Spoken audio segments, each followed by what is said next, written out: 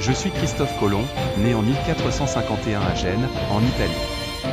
Ma vie est marquée par mon désir inébranlable d'exploration et de découverte, un désir qui m'a poussé à accomplir un des voyages les plus célèbres de l'histoire. Au début des années 1490, je me suis rendu en Espagne pour présenter mon projet ambitieux à la cour des rois catholiques, Isabelle de Castille et Ferdinand d'Aragon. Mon idée était simple, je croyais que l'on pouvait atteindre les Indes en naviguant vers l'ouest, contournant ainsi la terre plutôt que de suivre la route traditionnelle vers l'est. Après des années de persévérance, ils ont finalement accepté de financer mon expédition. Le 3 août 1492, je suis parti de Palau de la Frontra avec 3 caravelles, la Santa Maria, la Pinta et la Nina. Après plusieurs semaines de navigation, nous avons finalement atteint les terres que nous pensions être les Indes le 12 octobre de la même année.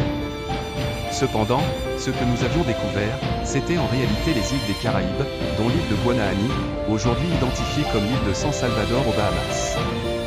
Je suis revenu en Espagne avec des récits incroyables de mes découvertes, et j'ai entrepris 3 autres voyages majeurs en 1493, 1498 et 1502.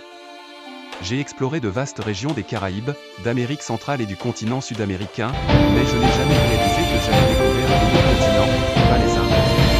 Malgré mon rôle majeur dans l'ouverture du Nouveau Monde aux explorateurs européens, ma vie n'a pas été exempte de controverses et de difficultés. Mes relations avec les autochtones ont été marquées par des tensions et des conflits, et ma gestion des colonies n'a pas toujours été exemplaire.